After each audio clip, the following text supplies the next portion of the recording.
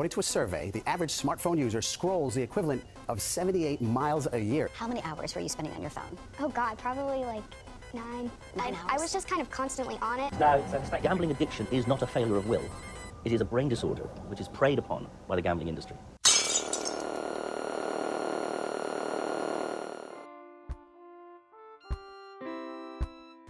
Addiction is when you become dependent on something that you don't need for survival, but it can feel like it's impossible to live without it.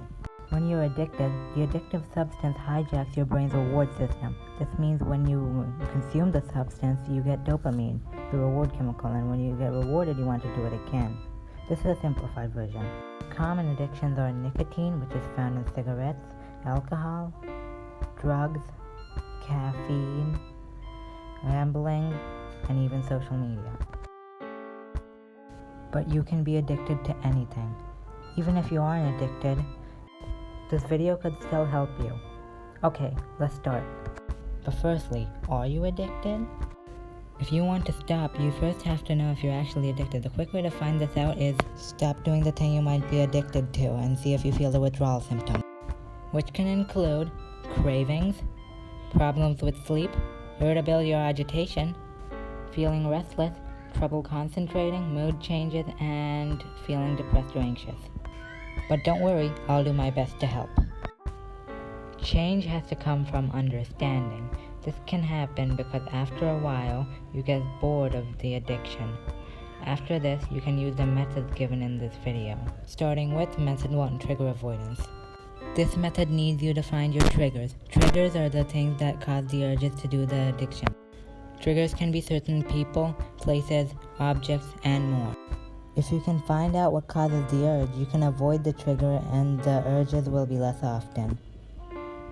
Method 2. Just stop. In this method, you have to stop doing the addiction.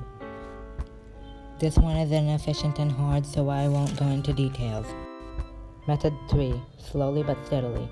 This method requires you to decrease how often you engage with the addiction. For example, you could do the addiction and stop for 2 days, then 4 days, then 12 days, and etc. Until you hit the 3-month mark. Then you're probably good enough to resist the urge. Why only be able to resist and not stop being addicted, you ask? It's because you can't really beat an addiction. You learn to resist the addiction unless you replace it with something else, which we will get to later in the video. This method is also how nicotine patches work, to help quit smoking. Now we will get to the secret method, starting with secret method 1. Dopamine detox. Detox means to remove a toxin. Dopamine isn't a toxin, but the idea is the same. We will reduce the amount of dopamine in our brains, so we have to stay away from all stimulation. To do this, we have to make our rooms more like insane asylums, all white with nothing to interact with. Staying in here for too long can lead to insanity. So stay here for an hour or two and do nothing. Doing this, in theory, in game theory, should make our brains desperate for dopamine so it will release it for anything. After you get out, do something healthy like reading fun facts. Your brain will release dopamine so you want to do that instead of anything else.